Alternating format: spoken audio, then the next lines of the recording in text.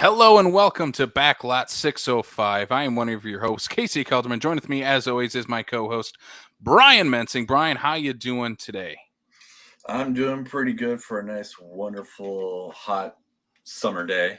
It is definitely a hot one out there, and it's going to be a hot one in here as we're continuing M. Night Shyamalan month with a couple of guests here. I'm going to only say we have one guest and one special co-host because he cannot leave my house for some reason or another. I have him locked up like a crazy person here. There's a chain around my ankle. There is, and it's not tied to anything. It's just around his ankle for some reason.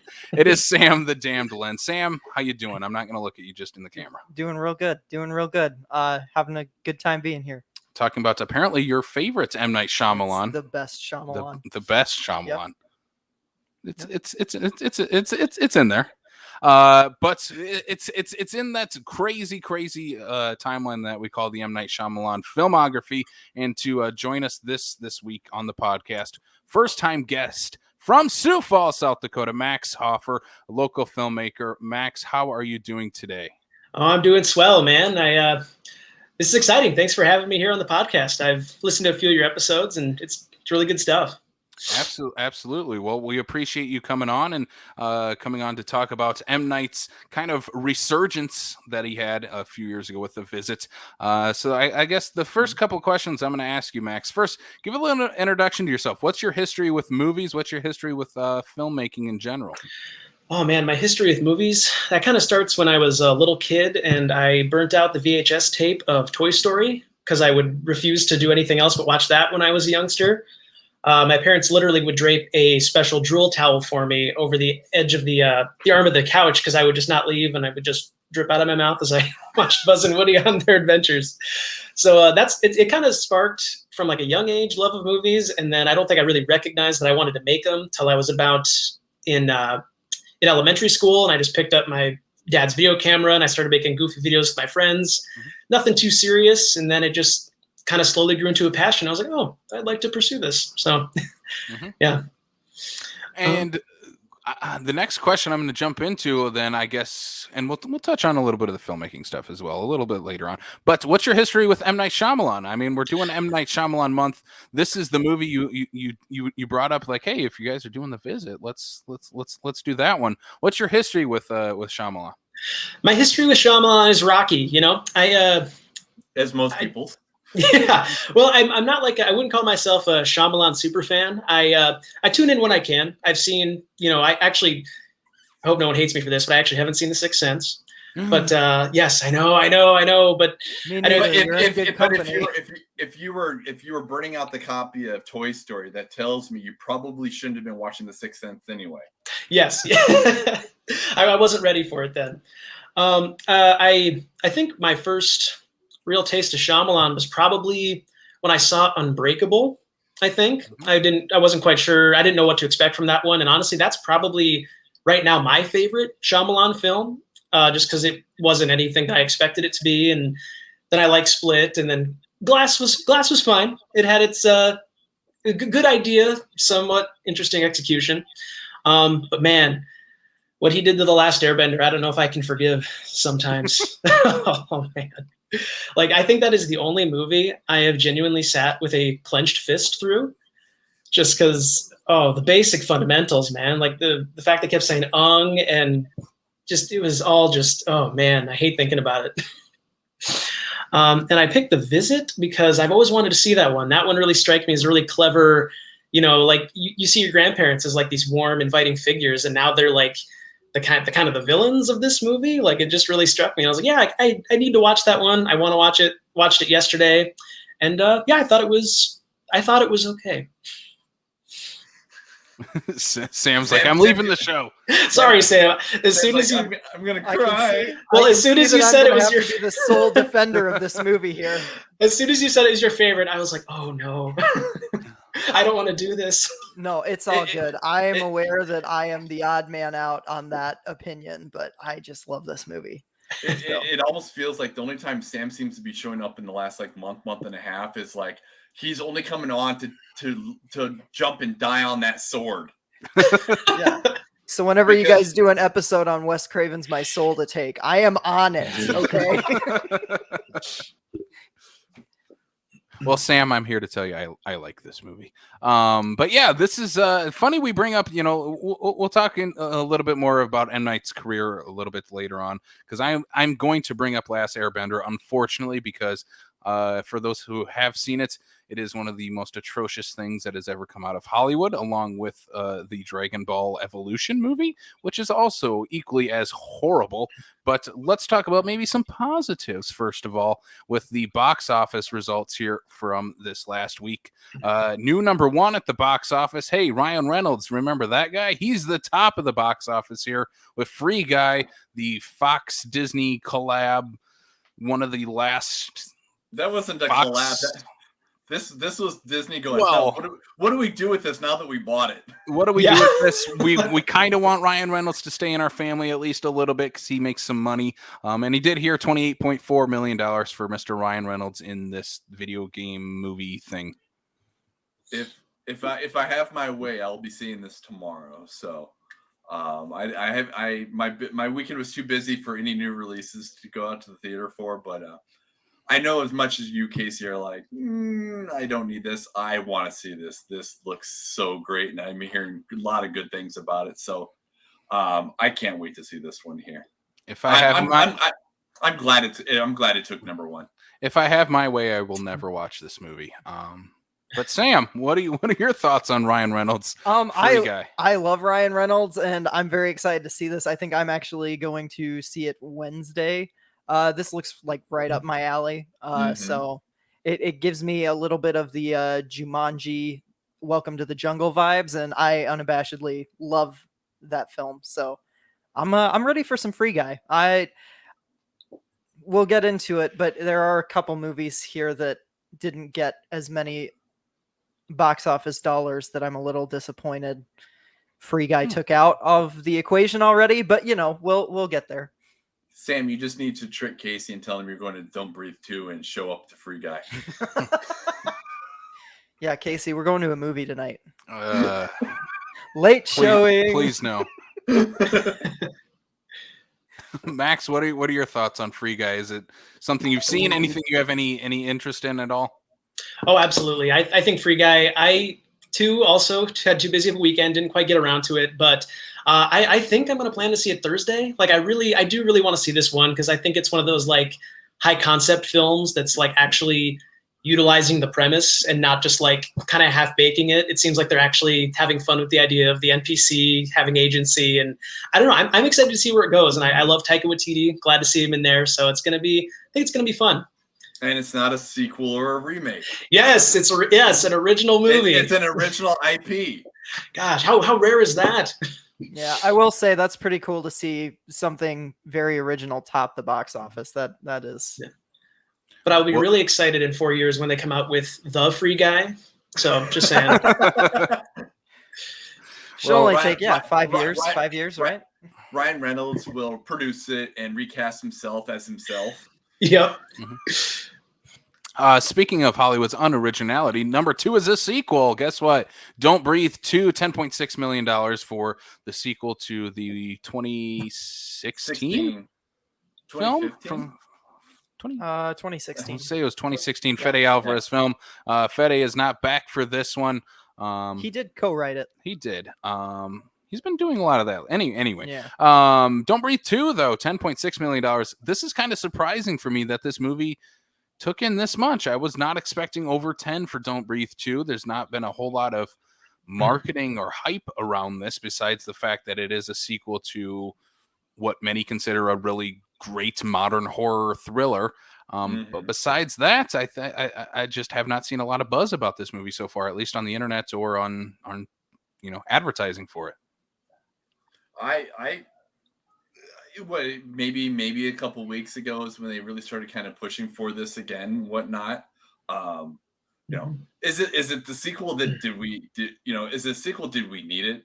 Again, the first time I saw this, or the first one was literally last night. Watch a movie about deaf people to watch a movie about a blind guy really is how you make your night. But I mean, like we've seen in the trailers, it looks like he's turning into be the good guy and whatnot. Is where are they going with this? And at least if Fetty at least helped co-write it and whatnot, maybe at least we get a little some of that same vision. But I guess I'm curious. I'm being said it's a new release that compared to everything else, I'm not surprised it took in second, but we'll see. Yeah. I'd say in like the fact that like there's also not a ton else coming out. I think it kind of fell into that right mix of there not being a whole lot to choose from. And yeah, like you said, like the sequel's turning the villain of the last movie into somewhat of the anti-hero. So I think it was just kind of interesting enough to where it probably was like, oh yeah, this could be fun. Yeah. What I find really strange though is this seems like one of those straight to DVD old school like sequels where it has not a whole lot to do with the actual original plot of the movie, where they kind of spin everything on its head, where the villain is now the main character. And even though the first Don't Breathe sets up a sequel with that movie's main character, that she does not come back, seems very strange how this will continue. I'm excited to see at least what the hell they're going to do with it. I mean, I'll watch it here this week, but I don't know. It's very confusing that this is still those type of movies still come out in these days. I did want a quick look up, what is the budget for this, especially for the fact that we didn't have a whole lot of, like you said, marketing for this and whatnot. Budget at 15, so it's gonna. I mean, even in COVID times, it's gonna at least make its budget back. Well, and horror has just been a really solid genre, even in COVID times. I feel like we're seeing a lot of horror movies just because of their smaller budgets really thrive in this time. Plus, like Max said, there's not a lot of competition in the theaters right now. Right? It's pretty easy for a low budget movie to make its money back at this point. And you made mention that the lead from the first one didn't come back too. Maybe she's just too busy singing on television. They couldn't afford her to come back for this. Yeah, she's probably busy on that show. Speaking of other low budget projects, Jungle Cruise, $9 million. This is the epitome of an independent film. This is. They only got indie stars. I've never heard of this Dwayne Johnson guy before. He's probably a hack. I mean, they call him the Rock. Is it just because he's like really stiff on screen? I don't know. Maybe stiff actor. Not sure. Oh man, this was a movie. You enjoyed this movie. It just completely admitted there. It was fine. I forgot about it a day later. I literally the next day I was like, I saw a movie in the theater yesterday. What did I see? And it took me a good 3 minutes to remember that I saw Jungle Cruise. It was fine. It was entertaining for the like 2 hours, the incredibly long 2 hours. Like it did not need to be as long as it was, but it was fine for that time frame. And then it ended and I was like, okay, that was a movie. It was one of those. It wasn't bad. It wasn't great. It was just there. It's a Disney park ride. What do you expect? Well, I kind of hoped for something at least as entertaining as Pirates of the Caribbean. Sam was hoping for a haunted mansion. God damn it. Yeah. We still have not to at all. Well, we've had the haunted mansion. It was something. That was a movie. I mean a good one. Oh. Yeah, we haven't had that yet. This is one I'm like, again, once it hits Disney Plus for free, I'll pop it on a Saturday afternoon. I'm not rushing out to the theater to watch this. Yeah. All right, moving on then. Number 4. The Dead Silence. No respect at all, but no, we got some respect here at number 4, $8.8 million for Respect. Mm-hmm. Yeah. Is this the Aretha Franklin movie? Yeah. Okay, that's what I thought. Why else would you name it Respect? I don't know. I don't you keep up on documentary titles. You have a music in your soul. You should at least have a little bit of knowing Aretha Franklin. Oh, you should have some respect for Aretha She's Franklin. the star of the Blues Brothers. Right? There you go. Actually, this is pretty good for this movie to get $8.8 million for being a documentary coming out during COVID times. Like, when was the last documentary we had in the top 5? I want to know trivia question. I want to know what documentary you're talking about. Isn't this not a documentary? It's like a biopic. It's a biomusical. Yep. Oh. Who plays Aretha? Yeah. Jennifer Hudson. Yep. What? Are you serious? Yeah, That shows how piss poor this marketing campaign for this That's movie what I is. was saying, man. That's what you're like, documentary. I'm like, what documentary are you talking about? What podcast did I show up on? I take Well, I mean- back everything I said. I don't give this movie any respect for $8.8 million because it's not a documentary anymore. Okay, No, not at so all. that does make me want to see it, though. I like Jennifer Hudson. Mhm. I think That'll be fun. I mean, in terms of modern day singers who I think could kind of at least be to that caliber, I think she's probably about as close as you're going to get. Yeah. Yeah, Jennifer Hudson's cool. I'd see this movie.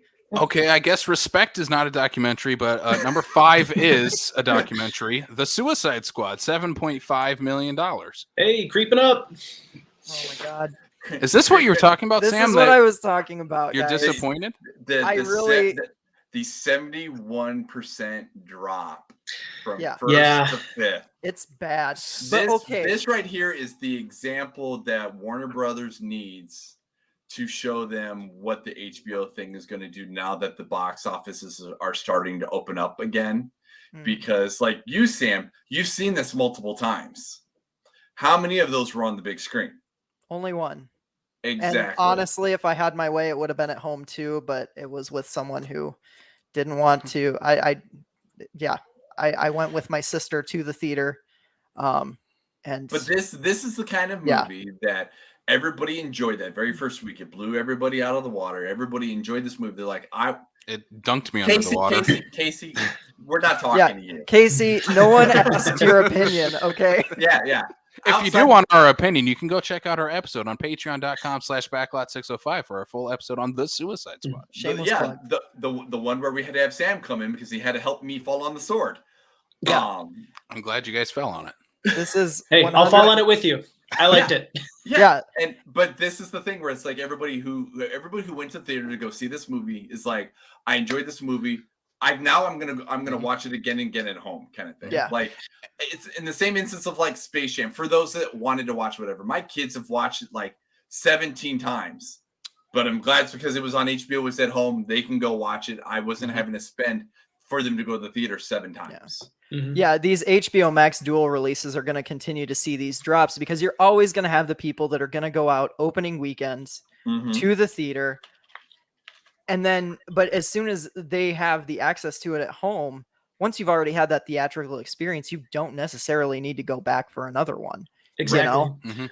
Well, it's like a lot of those big budget like superhero films, like they rely on the hardcore fans coming back to the theater like that next weekend or whenever they can. So it's like those repeat Right. tickets. But yeah, it's like as soon as I got home from watching it opening weekend, I literally went right back home, watched it right again on HBO Max because it was just like, yeah. How many times have you watched it? I've only watched it twice, but Oh. I keep watching clips on YouTube, just some of the coolest scenes, like where Bloodsport's assembling his gun. I'm just like, oh, I'm just a sucker for that kind of stuff. Yeah. Oh, for sure. I've no shame watched it 4 times all the way through since its release. I love this movie. It's definitely my favorite of the year so far. Oh, Sam's yeah, I dig like, it. I will watch it for the pissing match between Bloodsport and Peacemaker. Yeah. One of the best scenes in the whole movie. I oh, love it. he's by far. Oh my Yeah. god. Oh, so good. That makes Casey's me curious. Casey's like, I'm outnumbered right now. Sorry, I'm Casey. outnumbered and outgunned. I am. You're out James Gunned. Oh. Ouch. Sorry. I'll log off. See you guys. All right. What I was going to say is we've seen this again, like time and time again with the HBO Max releases of first weekend, really good, number 1, and then huge drop off, 60-70% every time. This and think, this will is the continue to biggest drop they've had though. And this Well, will continue as long as that deal is still in place. And I'm trying to remember, is Dune a part of that deal still? Or No, did they find their way out of it? I thought Dune, they found their way out. I Yeah. think Dune is now just theatrical. Okay, I don't think that's- it's getting. The last marketing that I have seen for it still had the HBO Max logo on it. Yeah, but I think there's a 45-day window now. No. Yeah. I Not think the they last- actually. not the last I saw. Did you guys see Huh. they just announced a part 2 already for Dune? Yeah, I know. I'm holding my breath for that though because Don't breathe. you know, But Jenny- unbeknownst to us, they were filming them simultaneously to try to get their budget back. You know, Oh, Denny okay. Denny makes a lot of really good big budget movies that no one goes to theaters to see, and that's why we're gonna have to wait another 30 freaking years for another Blade Runner movie.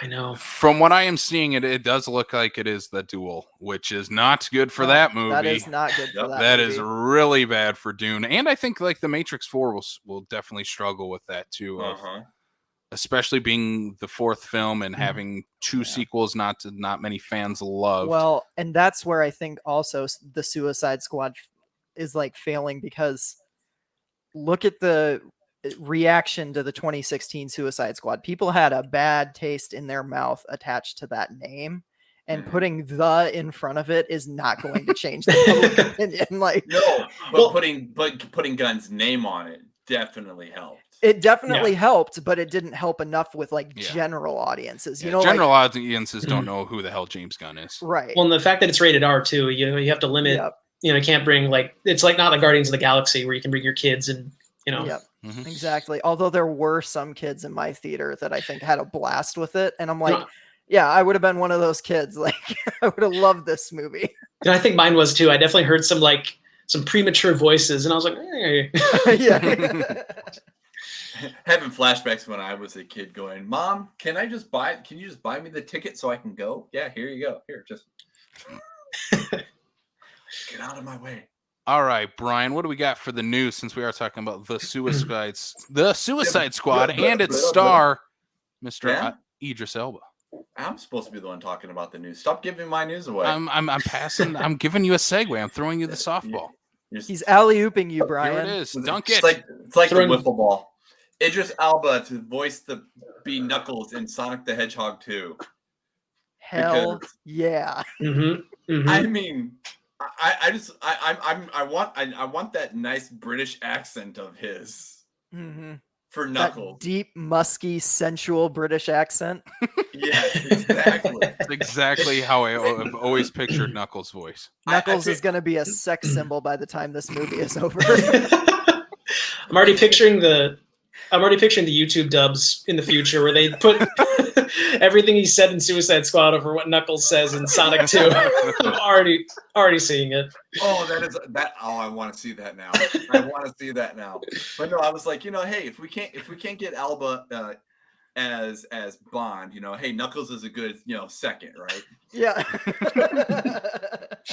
By this rate, Sonic the Hedgehog 2 will come out before the next Bond. Yeah. Right. Right. Yep. I will say this, I did not see the original Sonic the Hedgehog in theaters. I waited until it was at home. I saw it on Hulu, I think it was. I think it's very well cast. I mean, probably the weakest of it actually will be James Marsden. But outside of that, like adding Idris Elba, I think is only going to help escalate this even better to hopefully make it as good, if not better, than the original one. I dig the original one quite a bit. Like, it's definitely a flawed movie, but I really like oh my gosh, why am I Jim blanking? Carrey? Yeah, I mean, I love Jim Carrey, but the voice of Sonic. Why am Ben I Schwartz. blanking? Ben Schwartz. Yeah. John Ralphio. Schwartz just nails it in that movie. Like, he is a perfect voice of Sonic. And that's why I'm thinking that, especially having another one who has a very iconic voice of his own. Yeah. To go opposite against that with a very, very well known and established character. Yeah. What I'm still kind of curious about, though, unless they've said something and I don't remember, is that we already know we had the introduction of Tails at the end of the first one. Yeah, who voiced him? Who there was no voice. Not that there was I'm aware. No voice. I thought he said something. Yeah, he said something like, "Oh, Sonic needs me" or something. Yeah, he had like a little GPS and was like, "I have to find him," or "He's close," something like that. Shows how much I was paying attention. He sounded a little bit more childlike, which is why, like, when Elba was cast as Knuckles, I'm like, oh dang, like they're really going. I mean, unless they recast the voice of Tails to be like, Daniel Craig or something. Like, I'm like, what? That's gonna be so weird. Like having Tails be like, "Hi, I'm Tails," and then you've got like Elba being like, "And I'm Knuckles." Like, actually, that fits perfectly. Yeah.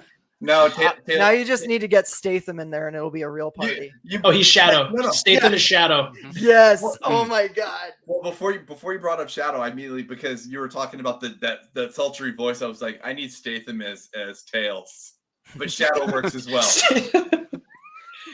It's all right, Sonic. I got you. My name is Tails. I didn't love the original Sonic the Hedgehog, but I'm excited. I'm like not excited, but I'm going to watch this because I love the character of Sonic the Hedgehog. Knuckles is my favorite character of that universe, and to have Idris Elba play him, like that's cool. I like Idris Elba. Like, you can clearly see his voice in that character too. Yeah.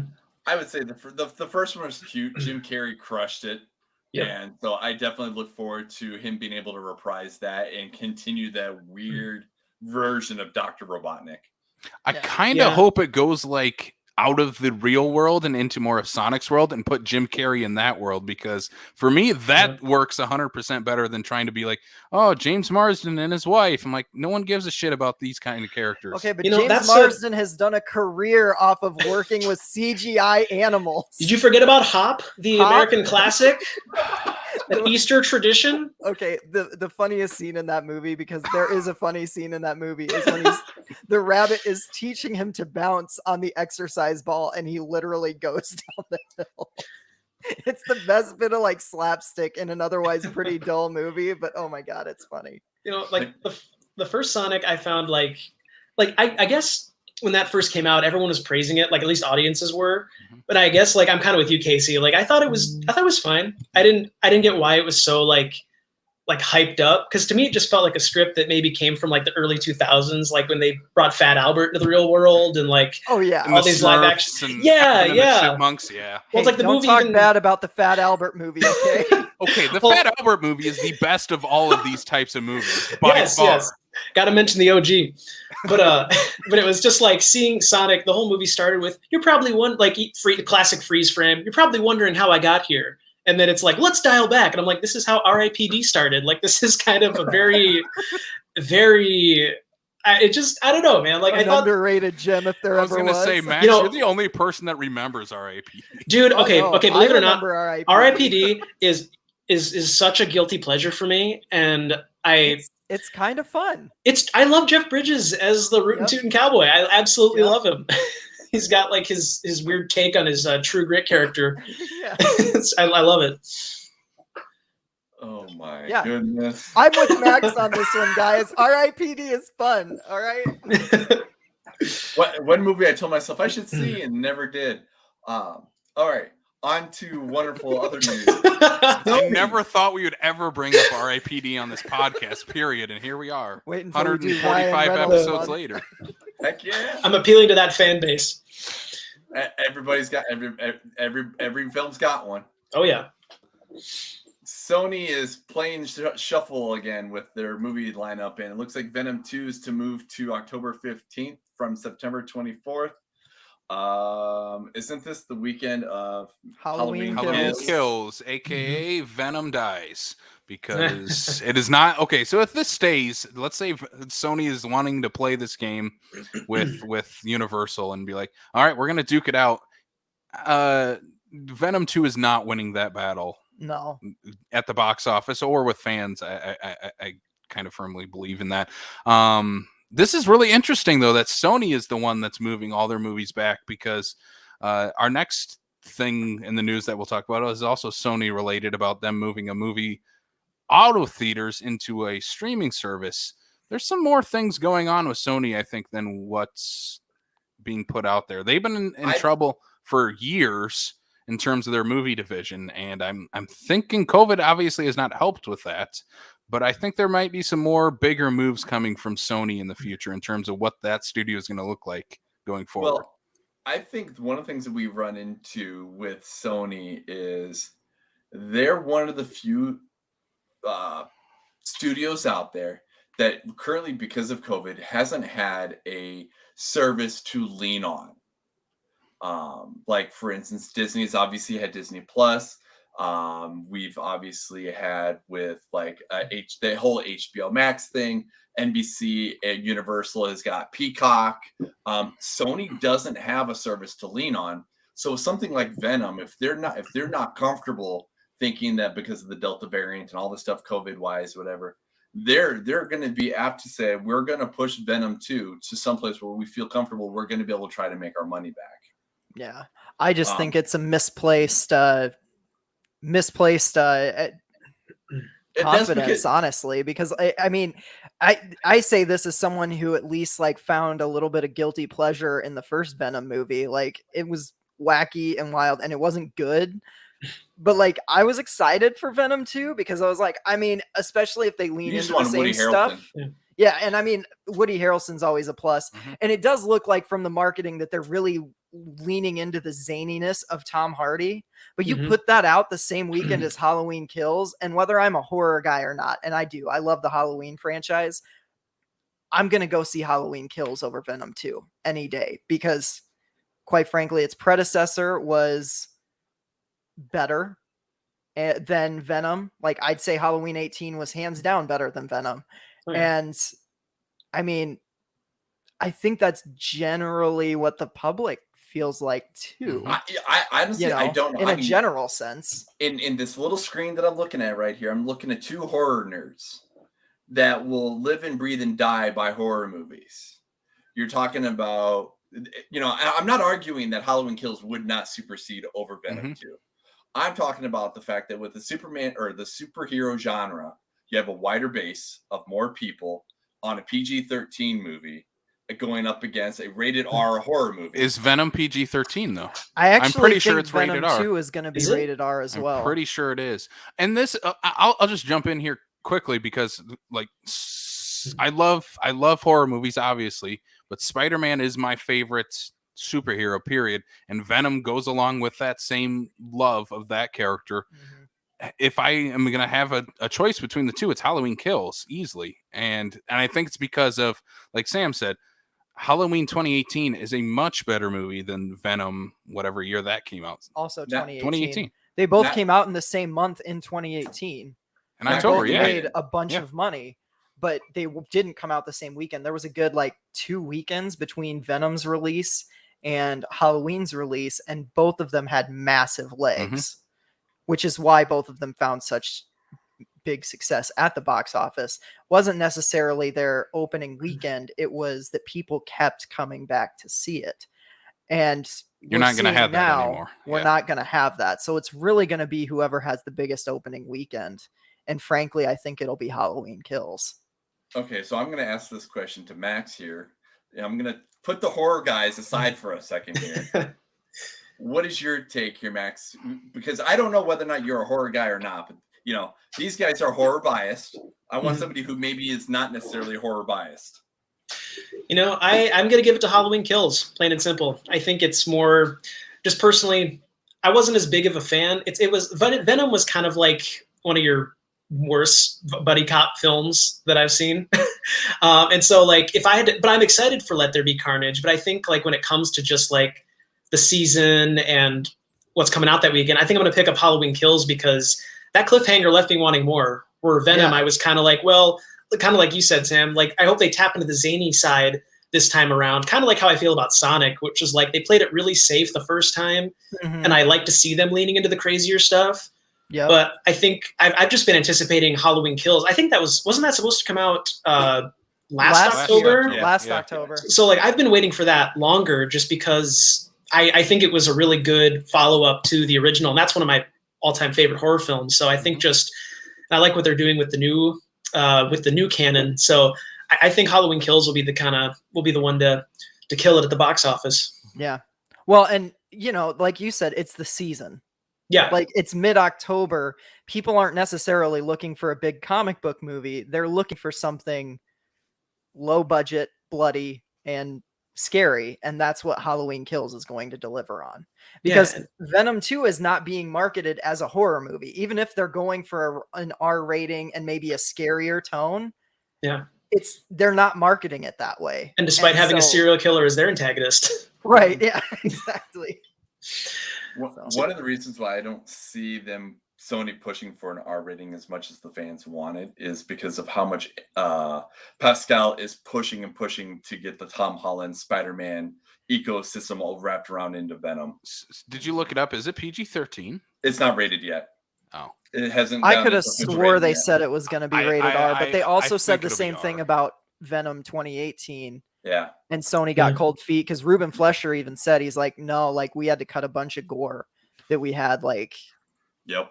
You know, it was supposed to be originally an R rating and Sony cut it. And I could see them pulling the same move again because, frankly, I mean, Venom did really well at the box office. So why would they have learned from that, you know? Right. Yeah. Sometimes I'm unsure about sacrificing quality of a film for accessibility. I don't know. Like, I like with the Suicide Squad, it's just kind of like, you know, I mean, there was a lot of problems with 2016, but it's just like R-rated. I really felt what that movie was supposed to feel like. Where Venom, I couldn't help but feel like they're holding back, especially when you have him biting heads off and the body just quickly disappears. There's no blood. You know, it's just, I don't know. It was missing something. And I think that R rating is something they need. Yeah, I would completely agree. I think that's what DC is needing to learn, to be honest. So speaking of staying on the Sony train, they are looking to nearing a deal with Amazon to take the Hotel Transylvania 4 film for $100 million. I looked this one up because I was curious just for the sake of the budget of this film. If this only goes in for $100 million, pretty much Sony's going to take a loss on it because the budget alone for the movie itself was 95, and on top of the marketing they've already spent on this thing. That means if they dump this on Amazon for $100 million, Sony's taking a loss on it. They're cut, you know. And I looked at the numbers Casey and I looked at the numbers here, you know, earlier about the other movies that went on because I'm like, you know, why do this? And then I realized, you know, Sony's made a lot of money off of these movies in the theater, and I think dumping this on Amazon is not a wise move.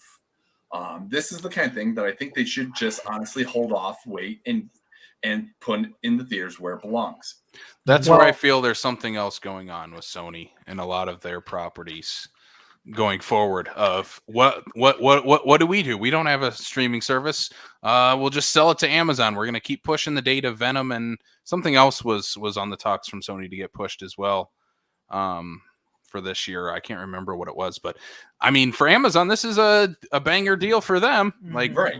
Like this makes total sense to pay only $100 million for this movie, where like we pulled up the numbers for the Hotel Transylvania series. It was like 300 million, 400 million, 500 million. Like it kept making money as the series progressed. Like, well, and I think it's because the series has progressively gotten better, honestly. I think that, but something that I want to bring up with Hotel Transylvania 4 is you lost the two big stars. Like you lost your top build, like Adam Sandler and Kevin James. They're not returning for this, right? I mean, a lot of what built the Hotel Transylvania franchise was the fact that you had Adam Sandler voicing Dracula. And how many kids knew who was Dracula?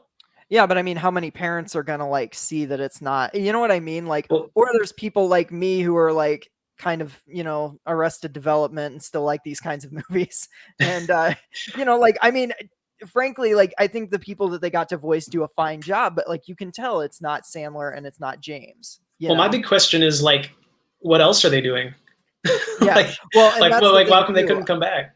I was really surprised. Like Sandler's riding that Netflix train, so he's just gonna keep taking his paychecks and go on his vacations with his friends. He's busy making the worst movie ever since the Oscars snubbed him.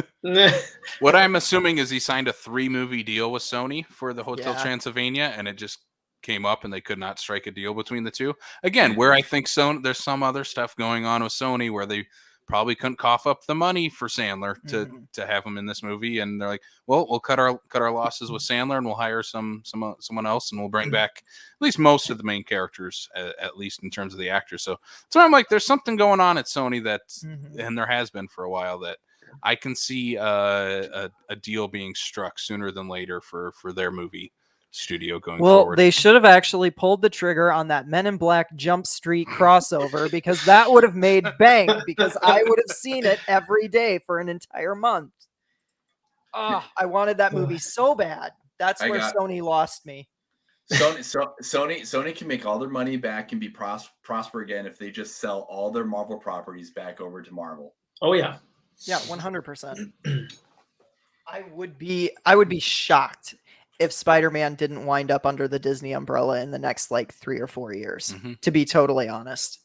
I would be shocked. Pascal will fight tooth and nail and It doesn't matter. The House of Mouse has the top dollar. I was man. gonna say I House of wouldn't be Mouse. surprised if Disney's like, well, we'll just buy the entire studio then. Yeah. Well, that's the thing. Like, that's where we're headed. once. We'll We're do it headed again. we're headed toward PG-13 sanitized family entertainment for everybody.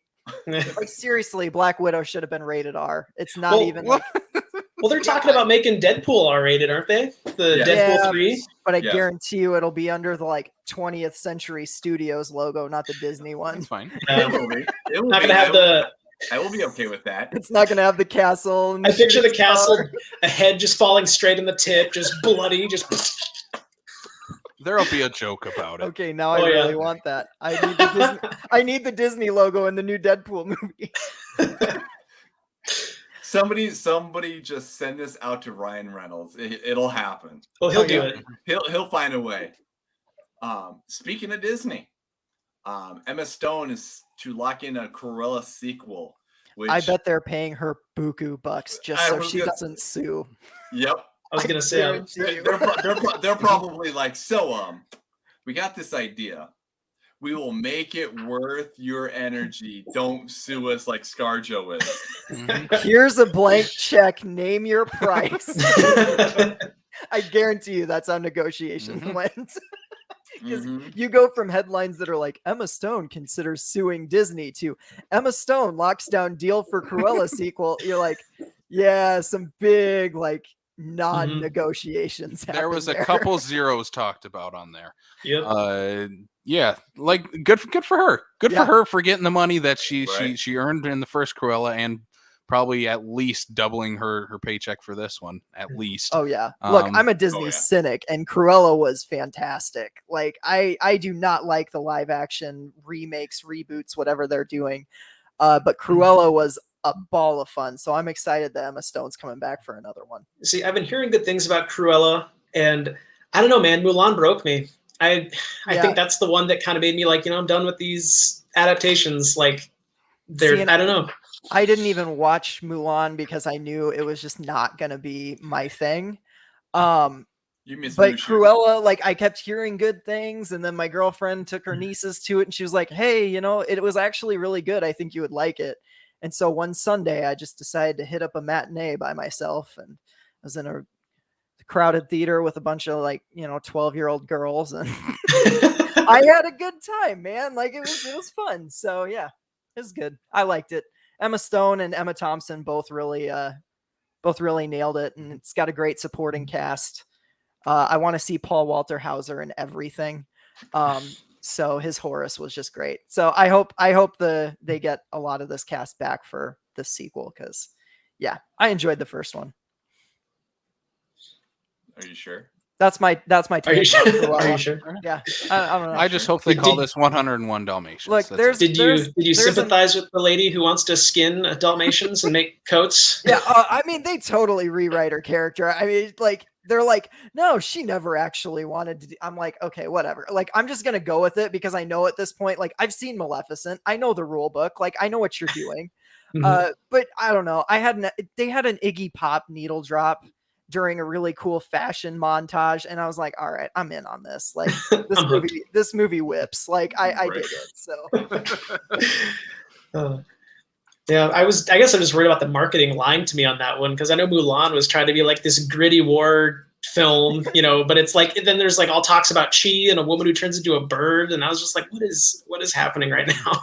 Yeah. Mhm. As soon as they were like, Mushu's not going to be in it, I'm like, well, what's my point for going then? Like, what are you doing to convince me to go to this? Like, Where's my Eddie Murphy?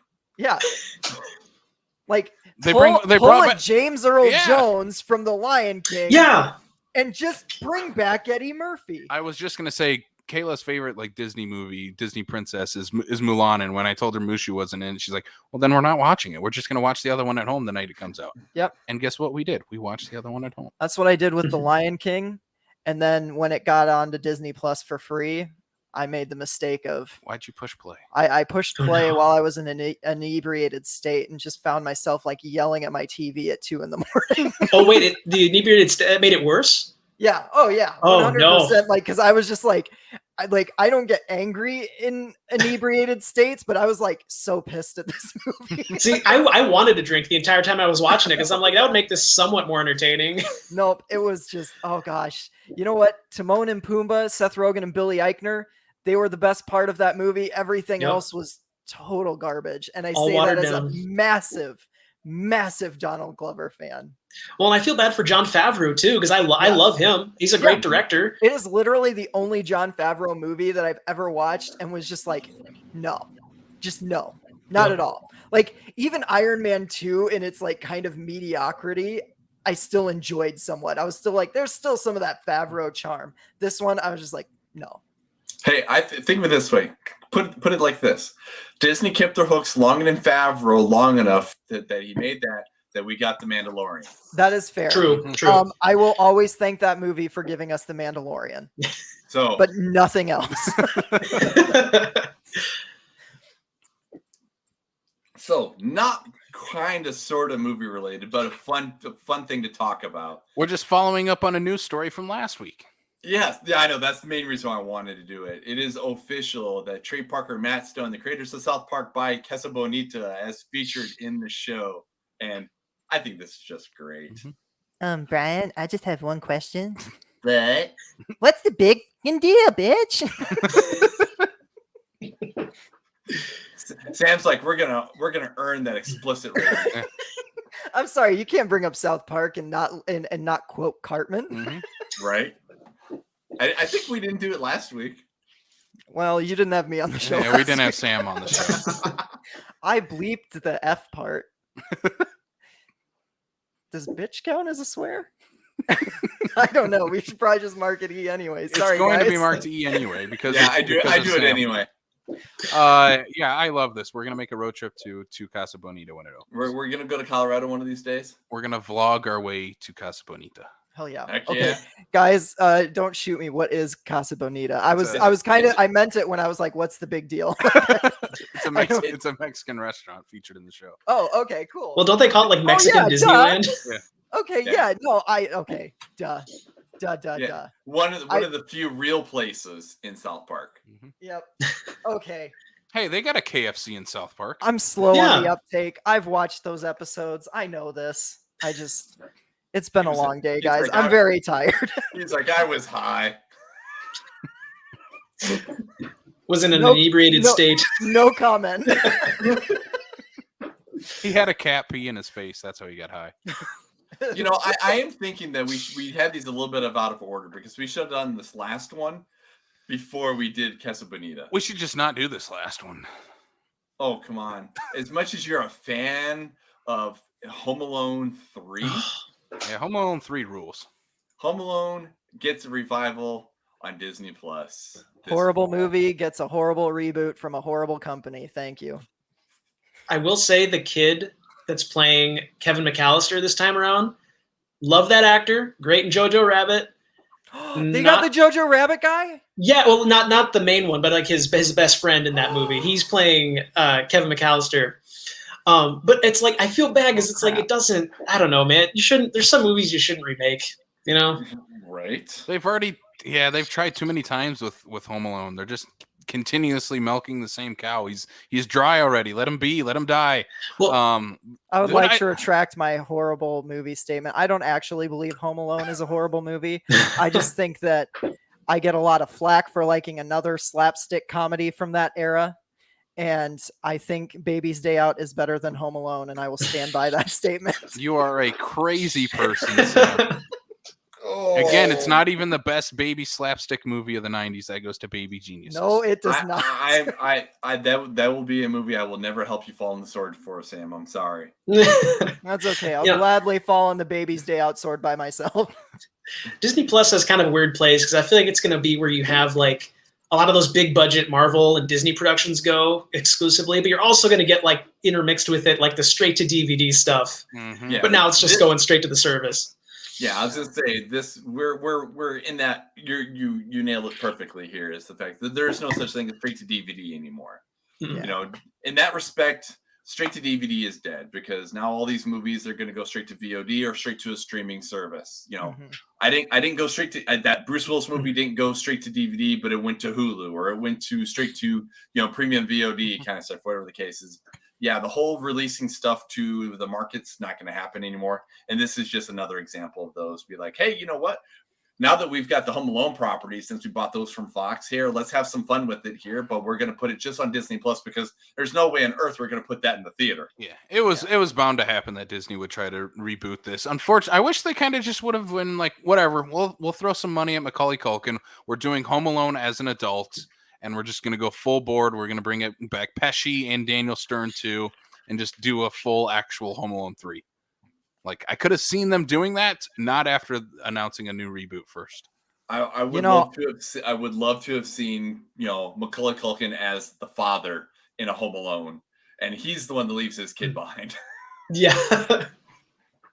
I would like to see him as just like this divorced dad whose kids hate him, and he's in an apartment by himself because he has to live by himself now. And then like they try to break into the apartment or something. It's almost like what if they would have. You want a dark and gritty reboot? Sad and depressing. Let's dive into some Home Alone 3 fan fiction here. So like he accidentally locks his kid in their apartment. And he's trying to break in to get his kid, but his kid thinks he's the burglar, and he ends up beating up his own father. I just want a Home Alone movie with grown-up Kevin McAllister, like that short that he did. You guys remember that little where he's like a psychopath and he wraps the guy up in Christmas lights? That's the full length I want. now I'm actually something totally kind of effed up, I'm now officially sad that we're talking about Macaulay Culkin, and I'm not wearing my shirt that I just got. Do you have a Macaulay Culkin shirt? I have a shirt of what it is. It is Ryan Gosling wearing a shirt of Macaulay Culkin, who's wearing a shirt of Ryan Gosling wearing a shirt of Macaulay Culkin. Yeah, the Macaulay Inception shirt. Yes. Yeah. The Macaulay Goss Inception. I don't know. I was trying to come up with a good name for it. I looked something up about Macaulay Culkin or something like that, and it was one of the first things that popped up. I'm like, I am buying that shirt. I love that shirt. I've seen that shirt around before. Actually, did you send me a picture of that shirt? Probably. Okay. Yeah. So that's all we got. That's it. All right. That's it for the news. Are we done with t-shirt talk? All right. Did you text me earlier? Not on the show, Sam. Stop. Instead, let's talk about apparently the best M. Night Shyamalan movie. According to Sam Lenz. Yes, it is the best M. Night Shyamalan movie. There's one by an unbreakable mile. There is a breakable reason why this is not the best M. Night Shyamalan. Is this movie. really happening? There are signs that it is. Do you have a sixth sense about it? Guys, these jokes are getting really old. I'm really split on this whole conversation.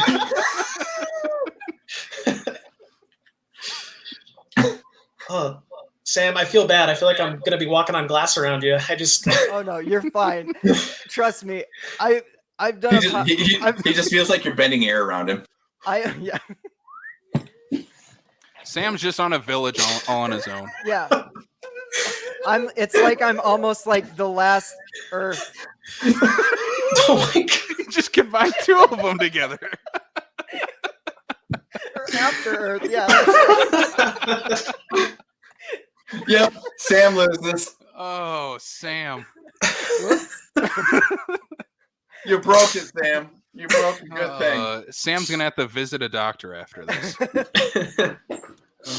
All right, so let's jump into it. 2015's The Visit is the Shyamalan movie we're talking about this week. The one that really kind of brought his career back to prominence in a way. Because as a movie we talked about an hour ago on the top of the show, The Last Airbender. Remember that movie, gentlemen? That movie is barely a movie. I've never seen it. And you don't ever need to. Please don't ever. I think all copies have been burned, like the holiday special from Star Wars. I saw it in the theater because it was. I grew up in a small town, and there were only two movies that played at our local theater: the early showing and the late showing.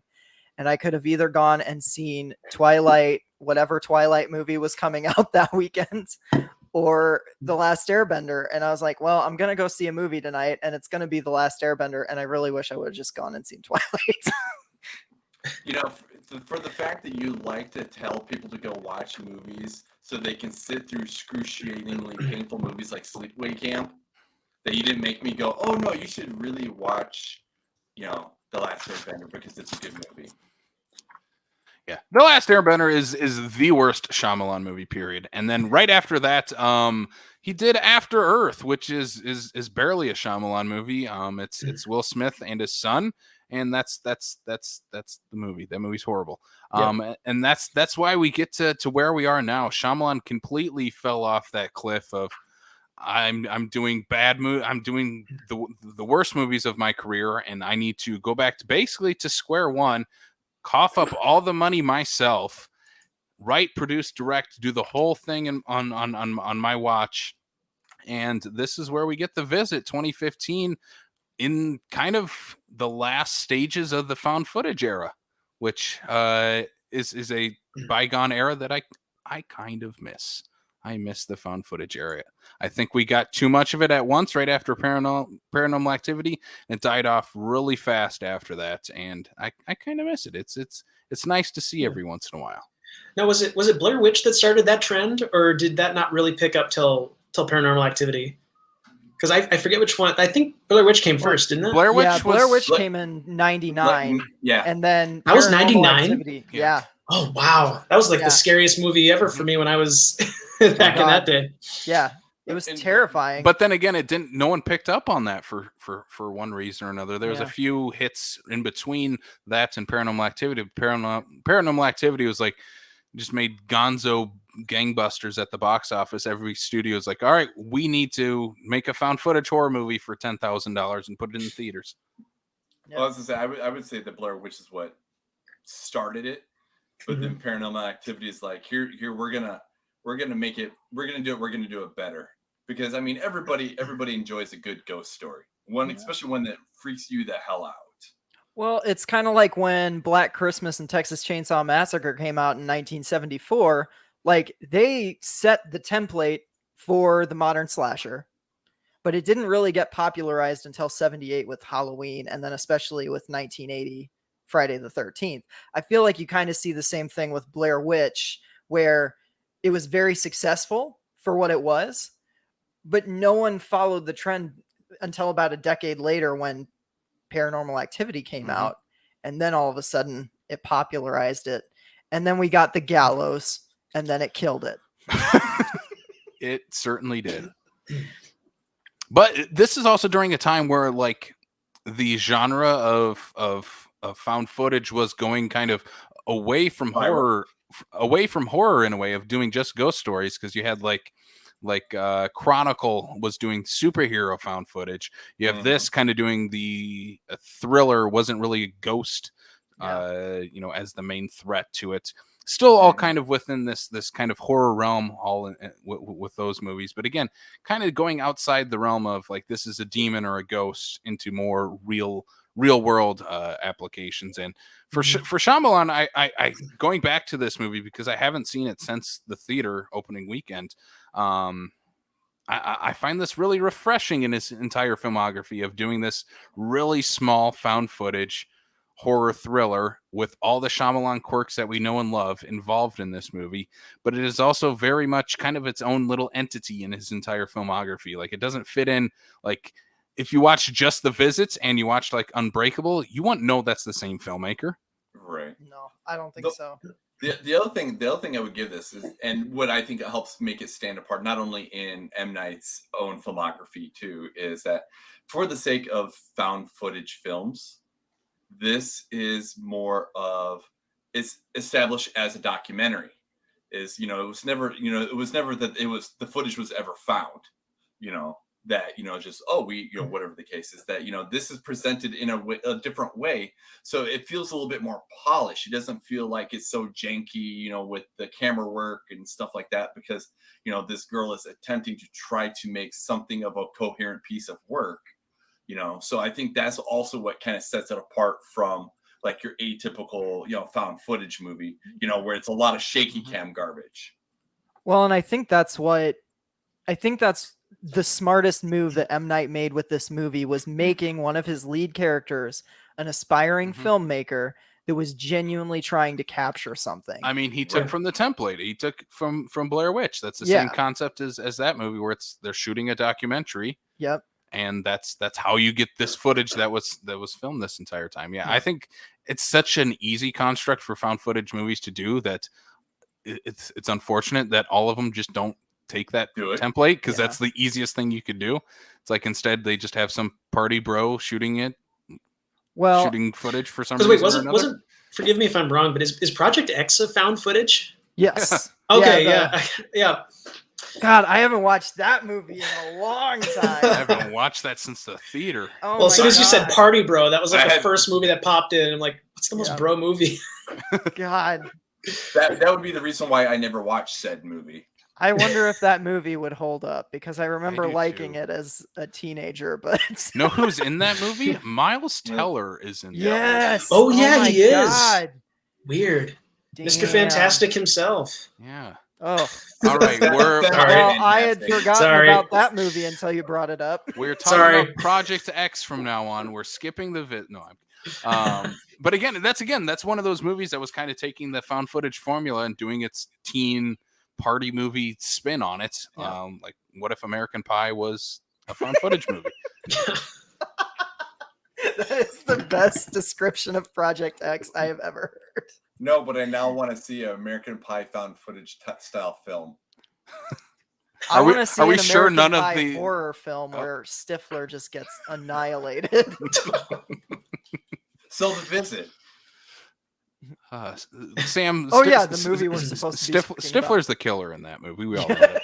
That's fair. He's the psychopath. He is definitely the psychopath. Oh, but The Visit. All right. So 2015's The Visit. Back to it. What was your guys' first time watching this? Brian, is this a first time watch for you? The first time I watched it was 3 days ago.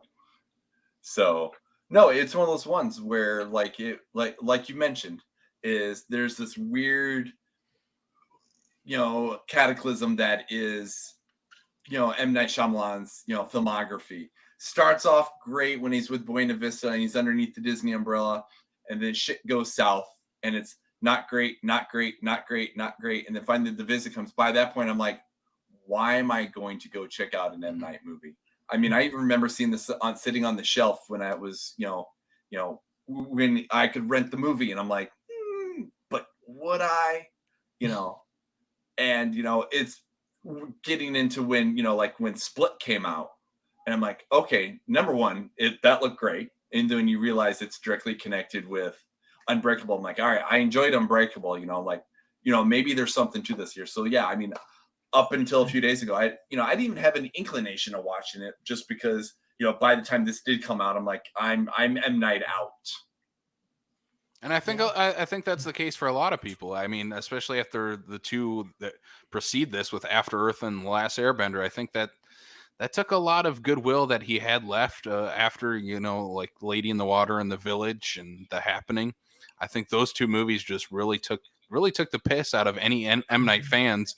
And that's during the era of like taking his name off of After Earth and all the marketing. Like, we're not even going to market this as an M. Night movie anymore. Or The Last Airbender, where you have people laughing at his name coming up in the marketing for it, or, after the movie comes out. Did they actually take his name off the marketing for After Earth? Mm-hmm. They didn't market it as an M. Night Shyamalan movie. It was a Will Smith and Jaden Smith. Oh, wow. That's interesting. Mm-hmm. I did not know that.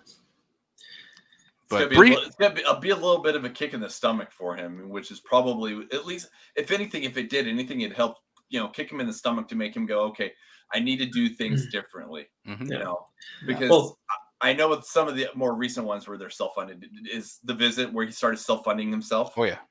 Yeah. Yeah. This is all out with of a little help from bank Jason Blum. Well, and that's what I was going to say. And then on top of it too, I mean, between self-funding and then getting in with a studio like Blumhouse, who is really taking this kind of genre by storm. Yeah. So, well, I mean, say what you will about the quality of all the movies they put out. Like, I know they've released some duds, but I dig that, like, I mean, I essentially think that Jason Blum is a modern day Roger Corman, where he's just about like taking these smaller budgets and giving filmmakers creative freedom to, you know, make what they want to make. Yeah. And unfortunately, one of those filmmakers is Jeff Wadlow. But But see, I'm that's sorry, that was mean. No, Jeff Wadlow is fine. He just has never made a movie that has hit with me ever. But that's He's what- never that's made what- a good movie. That's what I like about Blumhouse, though, is Yeah. the fact that you are correct. You know, he aims for those mid to low range budget films. Mhm. He lets them have creative control because he knows he's making bank off of other movies. It's not like Blumhouse is hurting, so he can afford to take some of these other riskier type movies and whatnot. Yeah. If they don't hit, they don't hit. But he's got things like Halloween, like Mhm. you know, Or, you know, like the Black Klansman that was up for Oscars, and you know, Right. and like he's Or- got such an eclectic They- filmography I right now. believe feel they like- produced Whiplash as well. Yeah. correct. Yeah, Blumhouse was Whiplash as well. Yeah, it's like Blumhouse is almost like the A24 of like the horror genre. It feels like. Yeah. And I'd be really curious to look up. I wonder if there's any Blumhouse movie that hasn't made money. I think there are a Mm. few. I think Jason Blum is one of those great producers. He keeps his Yeah. budgets low, the marketing budget for it low Well, I as know, well, like- and just makes gangbusters opening weekend, and anything after that is gravy for him. Well, and I know like Happy Death Day 2 technically made money, but it wasn't considered like to Blum and Universal, it wasn't necessarily a financial success, which is why we might not get Happy Death Day 3, which really bums me out because I think both Yeah. of those movies are You mean spectacular. Happy Death Same. Day Tree? Yeah. Oh, They sorry. made Actually, that. I actually really enjoyed that. That was. I hope that's the title. I genuinely hope that's the title. I dig the Happy Death Day movies. I really do. I do hope too. that eventually he gets to make a third one because, I mean, Give both me of more them. Jessica Ralph. Yeah, exactly. She's just great. She brings those movies to life, and All right. and we're talking about the visit. We're talking about the Yeah. visit. Jessica God. Roth was great in The Visit. Oh my gosh. Oh, well, just real quick here, as for not success, budget of $9 million for Happy Death Day to use box office 64.6. So Yeah. it brought in enough. Yeah. All right, let's get back to Jeff Bridges and Ryan Reynolds and R.I.P.D. here. Fully put the- self-financed. Yeah. Indie movie by Mr. Shyamalan, R.I.P.D. But no, The Visit. Let's jump into the plot of this movie. So it is about a young teenage age girl who is visiting her grandparents with her younger brother for the first time ever after their mother and the grandparents had this falling out before they were born, had not seen each other in over 15 years. So they go and visit the grandparents for the first time, and then creepy things start to happen. Grandma and grandpa Are acting a little strange. they're acting a little strange, and it might not just be that they're old and crazy. It might just be that they're old and crazy. So, real quick question, just because I only watched this the one time, so maybe it's not quite burned into my brain and whatnot. As the story goes, Catherine Hahn's character, the daughter, whatever the case is, leaves home before the kids are born, correct? Yes. Yeah. Okay. So there's one, as where Sam's over there going, this is the best M. Night movie. There's those little things you kind of have to start nitpicking, kind of sometimes, certain things. Oh, this is by no means a perfect movie. No. I just think it's the best M. Night movie. So this is what one of the first things I caught right away that just kind of annoyed me about it is that we have grandma and grandpa are not grandma and grandpa or anything like that. They're Nana and Pop Pop, right? Which is very synonymous for somebody who has a very good, healthy, wonderful relationship with their grandparents. Like, you don't usually have nicknames with your grandparents or, relatives or anything like that, unless you have a good, healthy relationship. Like, this wouldn't be Pop Pop. I'm sorry. It wouldn't be Nana. It would, What I'm going okay, full spoilers ahead. I mean, we will easily spoil the twist that is in this movie. The twist that you obviously know just by watching the damn movie right away what the twist is going to be. But I think in terms of the Nana and Pop Pop, I think that goes into who the grandma and grandpa are in this movie and who they're trying to portray of being this crazy couple who was in this, mental institution trying to portray a normal, healthy relationship, grandma and grandpa. And I think in terms of them being like, well, this is what we should have our grandkids call us, Nana and Pop Pop, because That's a what- healthy relationship between. That's what Mom was calling him before they got shipped off. Oh, she did call him that. Okay. That's what Mom was calling him before they got shipped off. So in that case, it's just M. Night's weird writing. Yeah. So yeah. that's Yeah. what I'm getting at. He wanted to make sure that you didn't get confused when they went from being grandma and grandpa to Nana and Pop Pop. He's very, very, very, like, he tells his audience everything, okay? So, Because, like, I mean, he just didn't want you to get He confused. does. He even says in this movie that only good documentaries do not end with a misogynistic rap. Yeah. But we're going to do it because my brother made me. Look, I see, this is where I don't mind you taking the piss out of this movie, Max, because I'm fully well aware, like, this movie is not great. It's just the M. Night movie that I come back to every time where I'm like, shit, I love this. Like, I don't know. Well, it's like, in terms of like what came right before this, like, absolutely. Like, I would say definite breath of fresh air. Everything feels at least as grounded, I guess, as a Shyamalan film can be, with the found footage factor. But like, man, like, and I don't know, like, I'm not mad about the rapping. It doesn't. I mean, when me and my friends were young, we tried something similar. So I'm like, hey, I relate to this to some extent, but at the same time, it's just like, but I don't know, just. I can't defend it wholeheartedly. To me, the rapping seemed like something where he cast the kid. The kid was jacking around one day, offset or whatever case. M. Night hears them and goes, "Oh shit, I'm putting that in my movie." Yeah, Like, I could see that, but I could also I just did- see that being M. Night's writing. Yeah. yeah. Well, And then casting a kid who can rap. No, that's what I'm saying. No, he casts the kid, realizes he can do it, and then M. Night's like, "Oh, he can rap. I know how to write. I can write a rap song. So here you go, kid. And since I know that you can do this, here's your rap lyrics." That's the problem I have. Like, it would almost probably have come out more authentic and probably a better rap if the kid who was actually doing it probably wrote it himself. Watching it this time around, the first time I watched it, the rapping was like, all right, that's the thing I dislike the most. Watching it this time, I'm like, it's not that bad. No, It's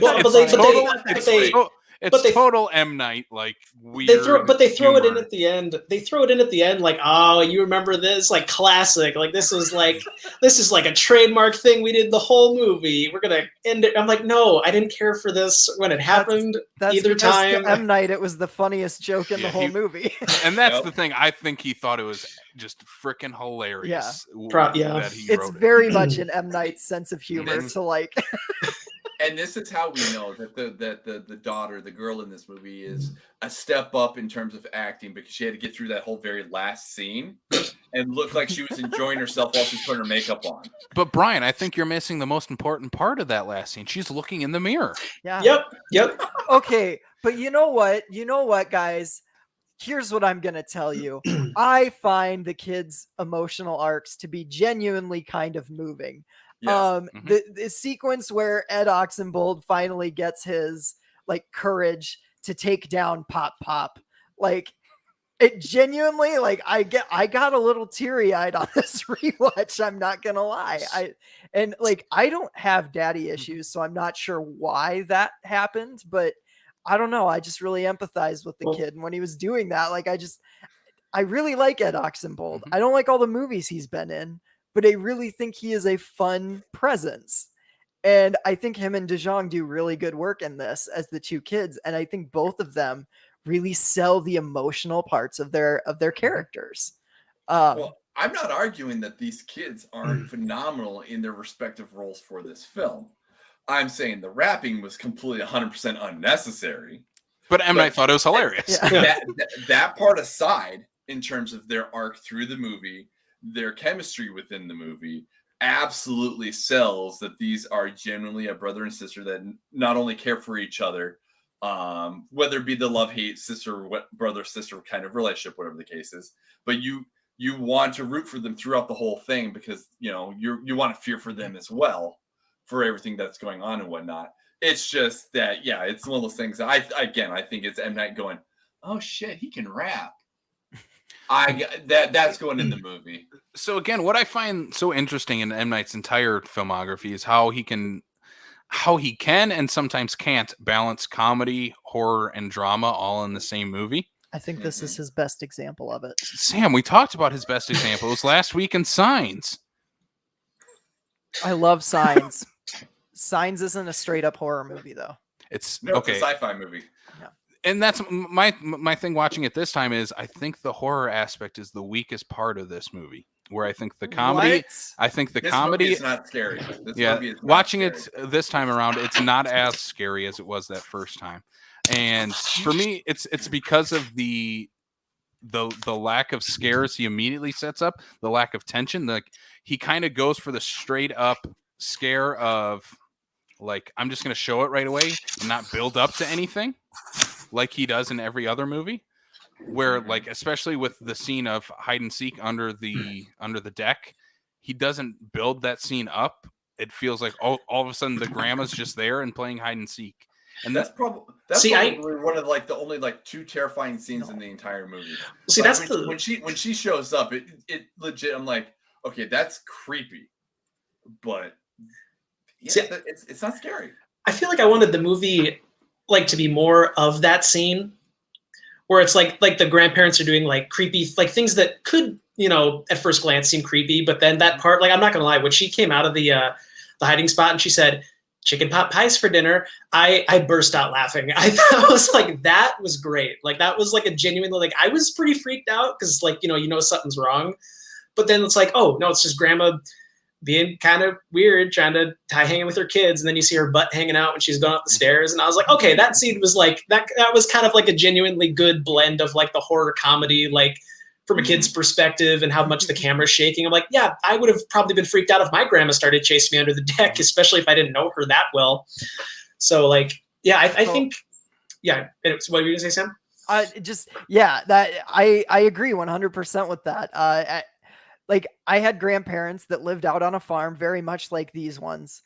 And like my cousins and I, we would play hide and seek and we would play it under the porch and we would play it at nighttime after things were dark. And it was always freaking terrifying.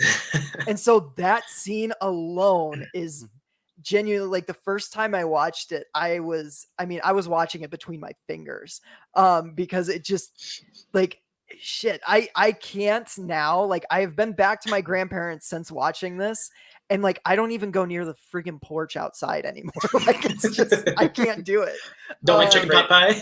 Yeah, He's afraid Pennywise is gonna come ripping up from the end. Oh God, I wish Pennywise would come crawling out instead of a grandma. Like grandma is supposed to be safe. Grandma isn't supposed to chase you under the freaking porch. Like oh God, that scene to me is just. It's the scariest thing that M. Night has ever put to film, and I love it.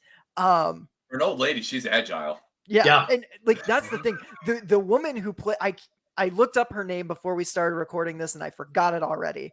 But the woman who plays the grandma is so freaking good in this. I mean, all of her facial expressions, like her jump scares with the camera, like I hate jump scares like that, but it works because it's totally in her character. Like that character that the actress sets up would do something like that. And that's where like I think this movie, because of certain acting choices, kind of rises above some of the mediocre parts of M. Night's writing. Because I feel like the core cast of these four main people really bring these characters to life in a way that maybe wasn't evident on the page. There's just something extra in there. And M. Night has always been one of those directors that just works incredibly well with all of his actors, especially kid actors in his movies. I think this is definitely one of those that falls in the line of like The Sixth Sense, Unbreakable Signs, falling into like great child performances. Well, and do you think that's because like his writing style is kind of childish? I think like that I and that he's a father. Yeah, like, that's and fair. being able to understand children. But he wasn't I don't think he was a father when The Sixth Sense came out, though. I don't know. And I don't mean that, like, I know that kind of came off as like a passive aggressive comment, but like I mean it in like he does have like this childlike sense of wonder in his writing, and like this like enthusiasm that comes through all the time, even if it's like not a good movie.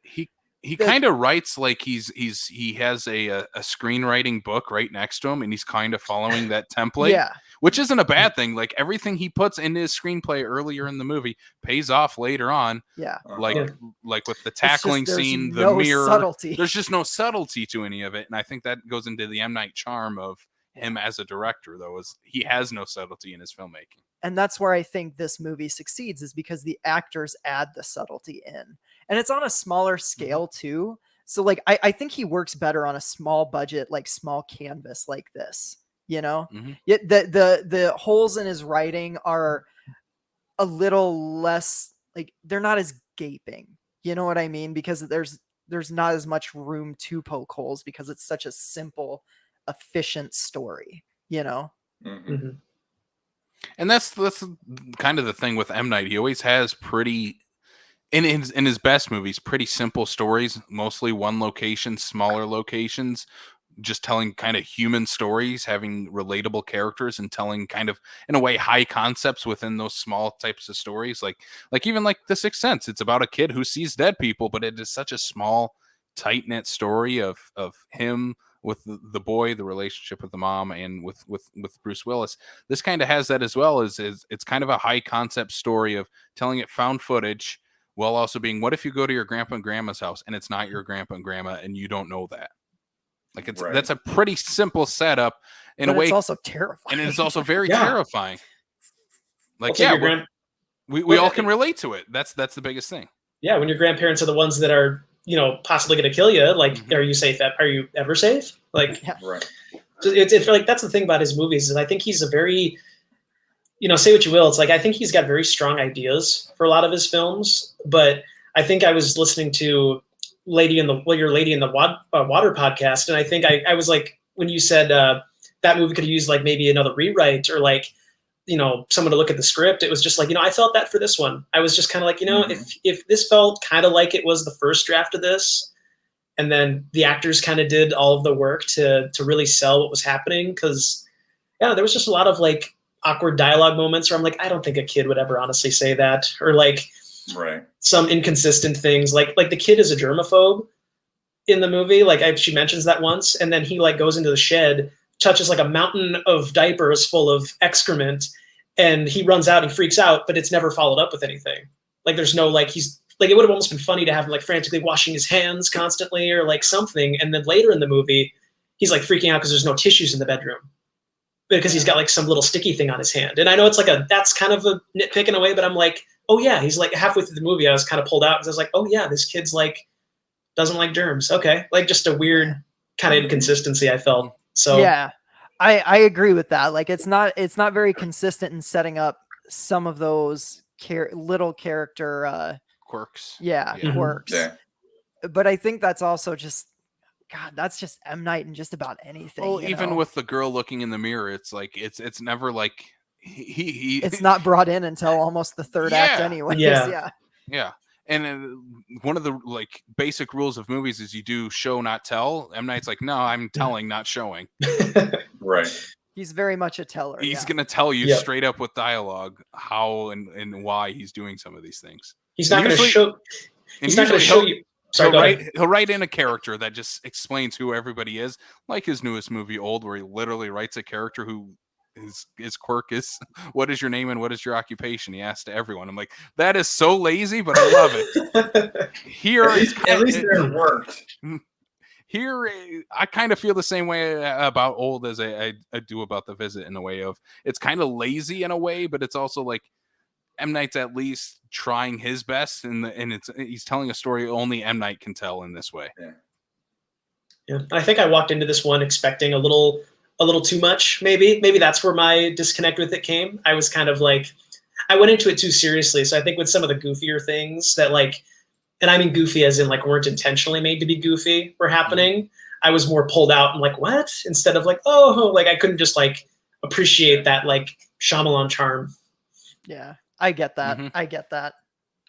And yeah, I felt that the first time watching it too. Like, if you were to watch like just the trailer again and not focus on like it's an M. Night movie and it's just a scary found footage movie, I don't know if it. That's why I feel like the horror part of it doesn't totally work for me.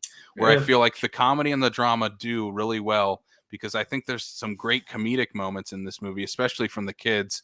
Especially with timing from the kids, like when the grandma yells Yahtzee right in front of the camera, and the kid's just like Becca. Like, just his reaction to everything is pretty incredible in this movie. Like in And terms of the like, scene in the bedroom between DeJong and the grandma, who I looked up the actress's name. It's Deanna Dunnigan. Yeah, the bedroom scene freaks me the hell out. The hand coming up over Yep. the bed, like, oh my God.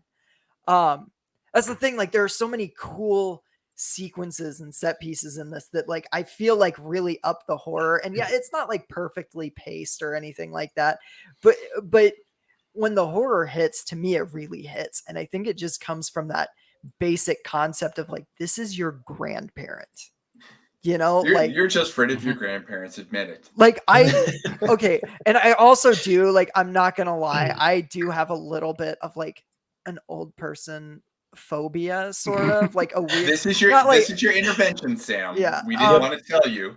And so, like, my grandparents are fine. Other elderly, it's not like I'm terrified of them. It's just, I don't know, man. It just sometimes I'm not going to get into this, but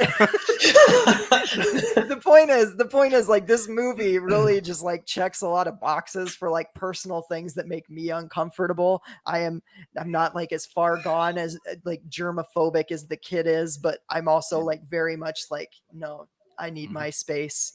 Don't touch me. I don't want, like, you know what I mean? Like, I get breathed on in public and I'm showering the minute I get home. Sam used to rap to girls in middle school to pick them up too. And actually, I did do that, but like, I'm pretty sure like M. Night just found some old footage of me as a kid and was like, "Hey, that could be a character in my movie," and that's how we got Ed Oxenbould doing all of his stuff. I thought there was some similarity there. Yeah. I will say one of the things that for going into this, okay, I haven't really experienced M. Night coming out of that funk and whatnot, is that it seems that where instead of laying the Easter eggs to get to the twist, this was you knew what the twist was. You were just waiting for the execution, which is obviously directly behind me. Is when you're like, oh, there it is. Like, you already knew, because they basically told you 17 times before it actually happened, because of the way they were telling the story and things about like, oh, they haven't been to the church, or they haven't been here, they haven't been, like, you knew this was going to happen, but you're just all like, when is it? So to me, I didn't get that quote unquote Shyamalan twist out of this movie. No, I mean, it's not really a twist as much as it is just like a reveal to the characters. And it's almost kind of cool that he does that, because I mean, if you look at like Alfred Hitchcock, right? He's famous for having said, like, the way you develop tension is that you show the audience the bomb before you show your characters, or something along those lines. And that's kind of what this movie is. Like, from the moment that like the grandparents aren't showing up to places, especially that moment where the worker from the hospital comes and is like clearly unnerved that those two are in the front yard. Like, right there, you're like, their grandparents aren't alive. Like, these people are dangerous, and they wait.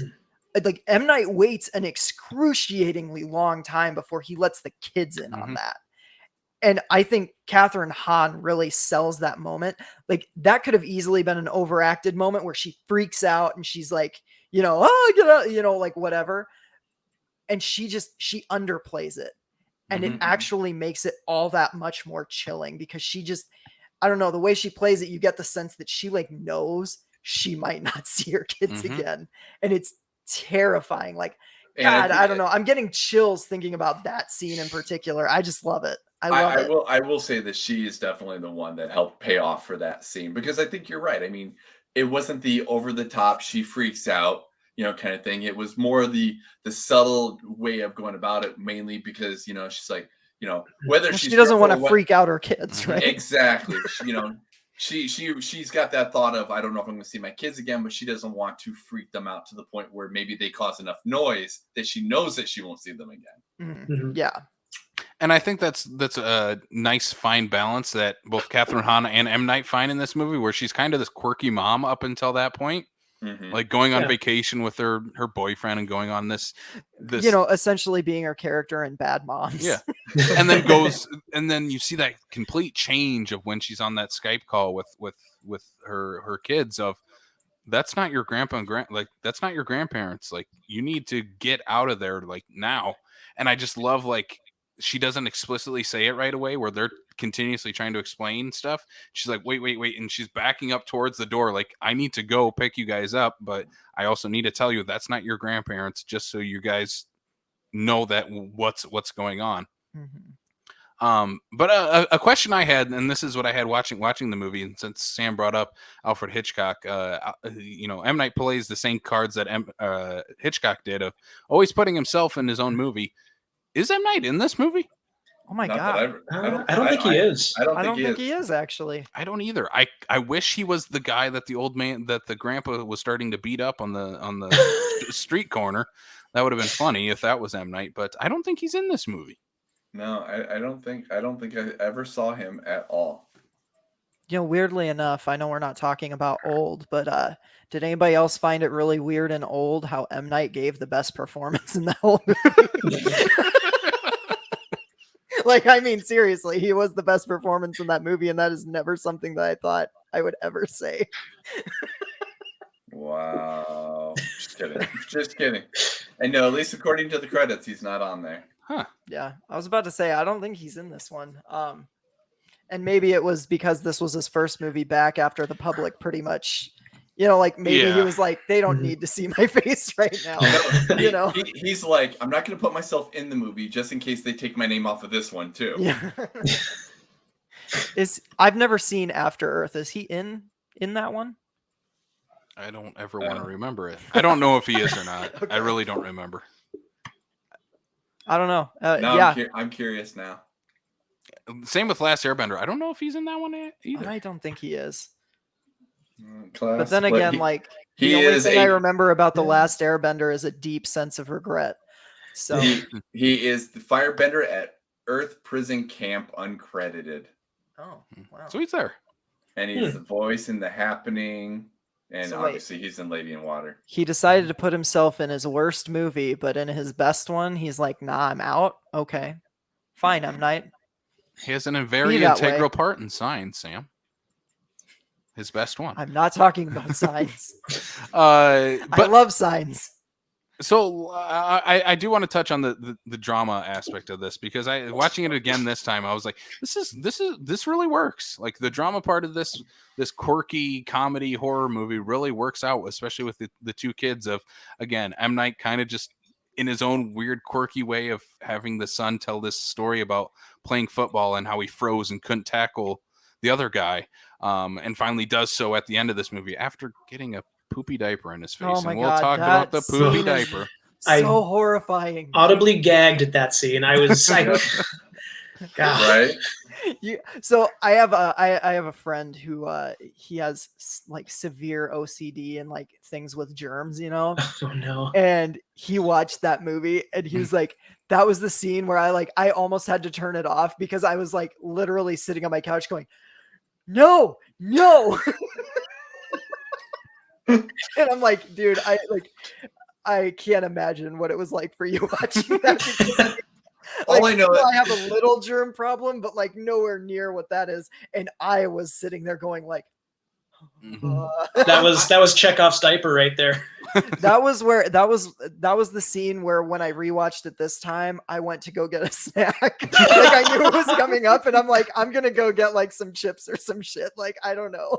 As soon as you see Pop dropping his pants, you're like, all right, snack time. Yeah. Like I'm just gonna go make some popcorn over here for like 3 Some minutes. popcorn. Yeah, some popcorn. Maybe grab a Snickers. Yeah. Oh, That's God. what I will honestly say is that like there's so much like setup to that. Like I'm not a germaphobe at all. Like kind of thing. But like you know it's coming, and especially that slow walk. Yep. Because the kid is frozen in terror that he doesn't want to die. He puts it on the counter right in camera frame and then just leaves it there while he's talking to him. And I'm just like, oh God, that diaper's going somewhere and I'm not going to like where it's going. Like, that's what I mean. You just knew right away. You're like, nope. You're psyching yourself up for it and it happens. You're just like, ah! And yeah, that's why I this time it was snack time for me. I was like, I don't need to watch this. I may not be a germ kind of person like you are, but I do remember him like make a smoothie, turn on the blender so you can't even hear it. Like I'm just like, nope. You're like squish. Yeah, I'm not a germaphobe, but I don't think I would take a diaper full of feces to the face. No. I have some boundaries. You can show me it, but I won't. That is the kind of thing that if I was present for something like that, I would be like, there are safe words involved, and I'm going to use them. See, that scene right there is where all like coincidental similarities between me and Ed Oxenbold's character ends, because that would have happened, and I would have put my head through a plate glass window. Like, nope, I'm out. Like, oh God. So, poopy diapers aside, the dramatic portion, segue out of that one. The dramatic nuance of this movie is incredible. No, I do think a lot of the drama stuff works really well in this. We went on our poopy diaper tangent. I know it was coming. I'm glad we got it out of the way. We can all wipe ourselves and keep moving forward. But the drama, I think the story with the daughter is really great in the final scene with showing Catherine Hahn of telling her not to hold on to that anger and not let it consume her. Like, that's a really great, nice scene. Catherine Hahn nails that. Great, monologue. It's so good. Yes, and that's where you have, like, again, perfect casting with the mom, with Catherine Hahn, of being able to play quirky mom towards the beginning of this movie and then pulling off some great dramatic scenes by the end of it. And this is why she goes crazy the next year in Bad Moms. Yeah. It's so funny to me that like people really woke up to Catherine Hahn when she was in WandaVision. Because it's like, where the hell have you people been? She has been putting in quality work for years now. Absolutely. I mean, like, the Bad Moms movies aren't great, but she is great in them. I would even say this. As someone who's never even seen the Bad Moms movies, when she was cast in WandaVision, I was excited because it's Catherine Hahn. Yeah. And that's saying that I've never seen Bad Moms. There's a portion of her work I have not seen, but I know her reputation. I know what she's capable of what I have seen her in. So like seeing her in this, I'm like, all right, I'm sold on that respect of it. Just as much as like when they're like, she's going to be in WandaVision. I'm like, again, Feige hasn't done me wrong yet. So absolutely. So no, this was again the same kind of thing where I'm like, all right, Catherine Hahn, bring it on. Yeah, it was like when she took off with WandaVision, it was kind of like, has anyone seen Step Brothers? Like that's like still one of her like A+. Like I thought that was the movie for me that was like, oh, Catherine Hahn, just like rising star. Yeah, she's fantastic in that movie. Yeah. And I just it shocked me that people were confused as to like, oh, she can act dramatically, because I'm like, I mean, duh. Like, have you seen the end of this movie? Like, there are definitely, like, she's definitely more known for comedy, but she's also been in enough like small roles and like dramedies and things. She always pulls off the sentimental parts of whatever comedy thing she's in. I mean, she's just an all-around very well-rounded performer. And I think she just for a while got pigeonholed into a specific type of comedy. And so when she broke out of it, people were like, oh, wow. And it's like, well, she's kind of been showing you she can do that for quite some time now. Well, it's like, if you have the right person, I mean, for the most part, good comedy comes from a dark place. And if you know how to harness that dark place, I mean, like Robin Williams is a prime example of that. One of the funniest men to ever live on this planet came from a very, very dark place, and this is another good example of somebody who can be very, very funny, who knows how to tap into that dark place to give you that good, dramatic, effective role of what she's expected of to come out of this. And M. Night comes from that same place of having these deep, dramatic roles for his characters, and then throwing poopy diapers in their faces later on. I thought we were past the poopy diapers. We're still on the poopy diapers. All right, poopy diapers round 2. We are going to rate this movie in poopy diapers because let's get into our final thoughts for this movie. And I'm serious. Let's rate it in poopy diapers. I'll start again. I think this falls into the M. Night category of combining, the 3 elements of horror, comedy, and drama all into one, and doing so very effectively. I don't think this is his best movie, but I think this falls right in line of kind of the upper tier M. Night movies, especially leading kind of in this new career renaissance that he's in right now, of bringing him back from being a joke in Hollywood to being, no, M. Night makes low budget horror comedy thrillers, and he does it very effectively and does it very well. And does it his way. And he does it his way like no one else can. And this was really the movie that revitalized his career. And I'm just glad that this movie exists so we can get Split and Glass and Old, just so we can get M. Night back on that creative wavelength of making movies only he can. Right. I rate this 3.5 poopy diapers. Yeah, I mean, you guys have heard my thoughts on this. I do. I love this movie. I get that it has issues, but I mean, for my money, like, this is, to me, the most entertaining that Shyamalan has been. And to me, like, that entertainment value makes it my personal favorite of his. I rate this 4 out of 5 poopy diapers. I was waiting for Sam to go, I'm going to pull like an Andy and be like, this is my golden turd. The polished turd.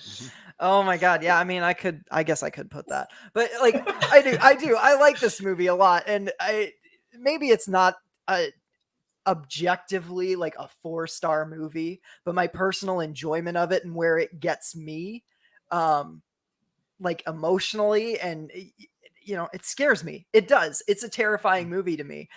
For that alone, like, I got to give it 4 poopy diapers out of 5. I certainly understand your whole, like, the feeling and the aspect of it, because otherwise people would give me so much crap about my Fast and Furious reviews. No, I'm in the same lines as Casey. I went 3.5 with this here, just because, I as much as I enjoy Split and that trilogy between Glass, Split, Unbreakable, the originals with Sixth Sense, and all that, like, this is up there. Granted, it's hard for me to compare it against Scraping the Barrel when I haven't seen the bottom of the barrel. And from what you tell me, I shouldn't be watching for the bottom of the barrel. So, for me, all I can really say is it's a serviceable M. Night movie. Mm-hmm. Yeah, I'm probably kind of where you are, Brian, where I haven't seen every Shyamalan film, but I've definitely seen some that are like, top tier, and definitely some that don't even make the tier list. But I would say, like, The Visit, I'd say, like, it's a firm, like, 3 full poopy diapers, because I think I would like to very firm, very firm, very warm. I would definitely. Why? Because don't get corny on us. Oh man, that was a crappy joke. I would watch it again. I think knowing what it is and taking it what it was for the first time, really not having any expectations for it, I think I would probably enjoy it more the second time around. Just because I think I was, maybe digging a little too hard in the poop the first time. So now I'll just let back, take it all in. So, I enjoyed it. Waft it all in. Waft it. All right, boys. Last question. What is your dream double feature with The Visit? What is the movie that you would pair it with for your ultimate The Visit and blank double feature? I would do The Visit and Get Out. Oh, that's a good double feature. Mm-hmm. I dig that. I end up Get Out, so we have a better movie to end on. Yep. And because I want to get out after The Visit's done. I'm just kidding. Oh, I don't know. Samuel, do you have a Trying to pick? think of another creepy old person movie, but this is the best of them. So I'm gonna go with another found footage movie that I find very underrated. It might not be even close in motif, but if you were doing a found footage double feature, I would do The Visit, and then I would do Matt Reeves' Cloverfield. Oh, yeah. All right. I dig that movie, and when we were talking about found footage, we never brought that one up, so that's why I'm bringing it up now. That's the movie I was Yeah. implying with Dude Bro Douche holding a camera. Oh yeah. I mean, they definitely do that, but honestly, like on a technical level, I just love that movie.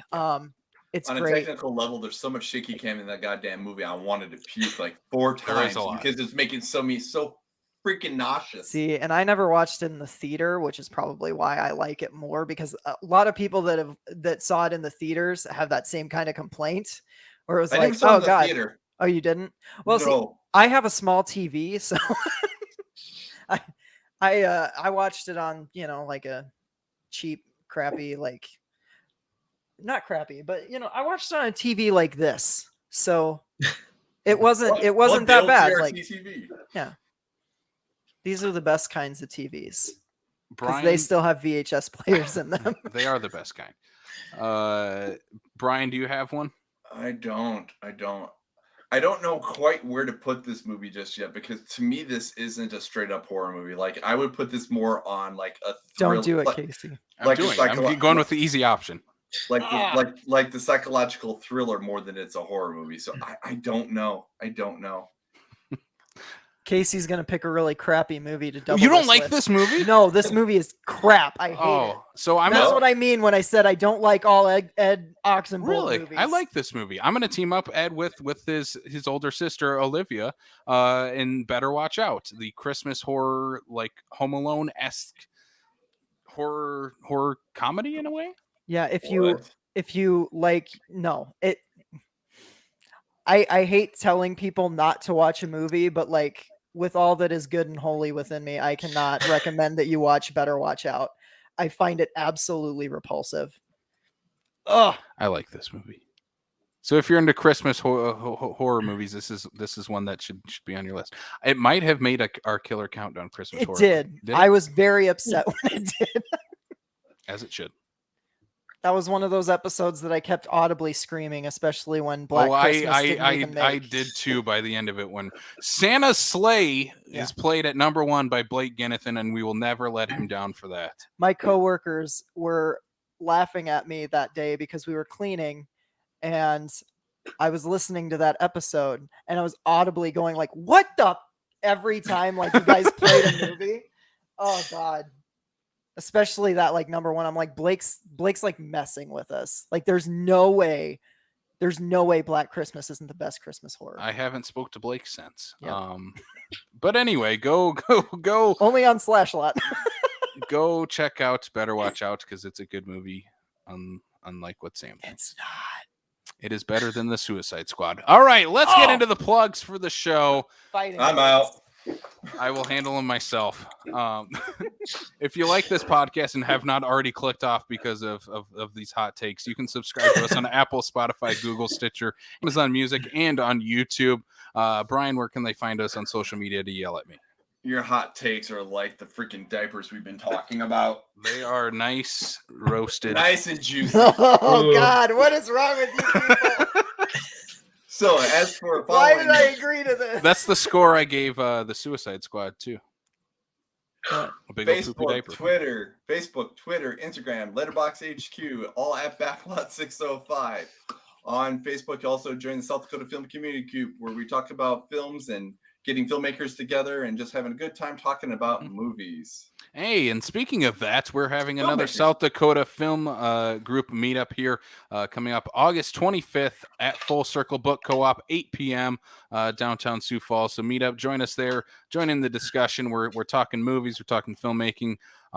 So big old fun night of movie nerds getting together, having a beer, and sharing in some camaraderie. So you can also support the show on Patreon, patreon.com/backlot605. Some of the movies we talked about today are available in podcast form via our discussions, including The Suicide Squad. We did a full review of that coming up later.